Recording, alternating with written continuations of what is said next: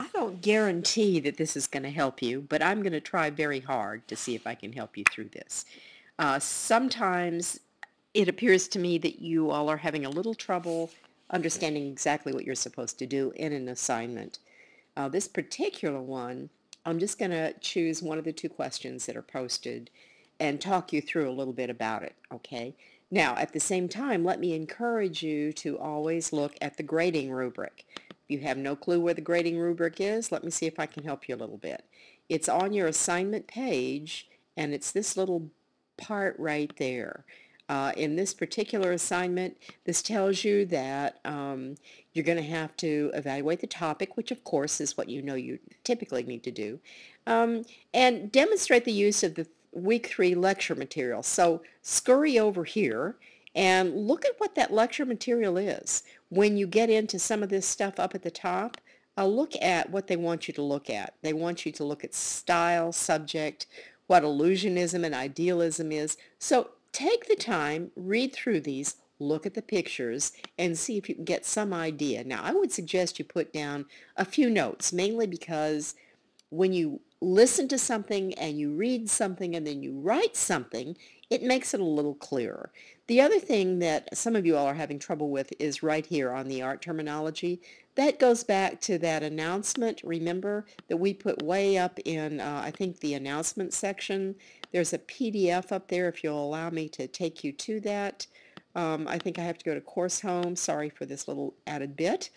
And it's right down here. Open that up, download it, and read through it. It tries to make things clearer for you so you have a better idea about how to use these particular terms. Okay? Now, the question that I'm going to address here is how does the subject matter differ from, in an artwork, differ from its style? Okay, well, it's an interesting thing. They differ somewhat, they don't differ somewhat. You can take an argumental side on either one of those. But let me just point out, using these two paintings, what I would say, all right? This is, in fact, a picture by a man by the name of Gustave Caillebotte. He was an Impressionist painter, and he was very influenced by photography. And you can see how almost photorealism starts to come in here. He takes great pains in giving you exactly where the spines on those umbrellas are and making sure you see the details on the man's waistcoat and the bricks. And he's also part of an impressionist movement, which means he's dealing with a lot of light.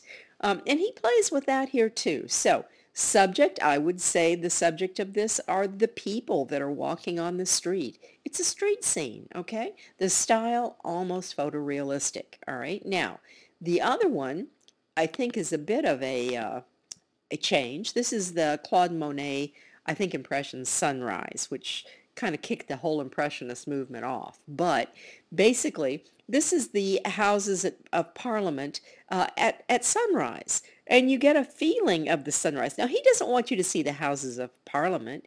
His subject is the sunrise. His style, look at all those little brushstrokes. Would you say that it could be anything other than photorealism? I mean, he makes no attempt to make this look like a photograph. It's these brushy, light little things that come through just to give you the feeling, the concept of what a sunlight in the fog might be. Okay?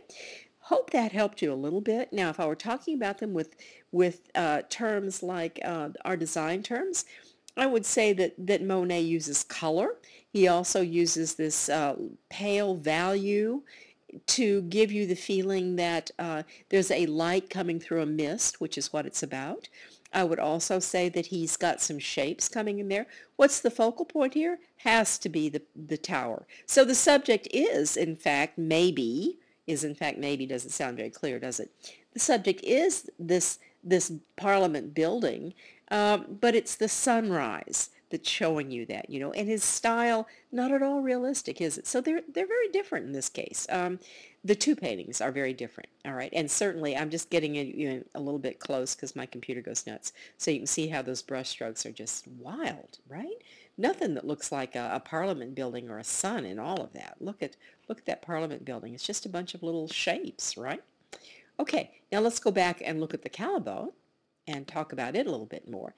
Look at how he works. My gosh. He just gives you almost every detail right in all that. So you can see why we would say that his subject matter is probably the street scene and people in the rain, all right? His style, very photorealistic.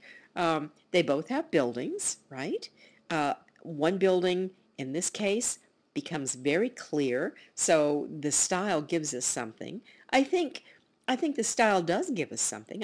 think the style lets us see this building clearly. In the other painting, the style let us see that sunrise really, really clearly, okay? Or get the effects of it. So, good points here to discuss. Don't think you're going to find a yes or no answer in any of this, but explore this. And when you read through those materials in the lectures that I showed you, you'll have ammunition that you can use to explore this. And I think that will make a lot of difference to you. Hope this helps some. You all take care, and I'll look forward to seeing your submissions.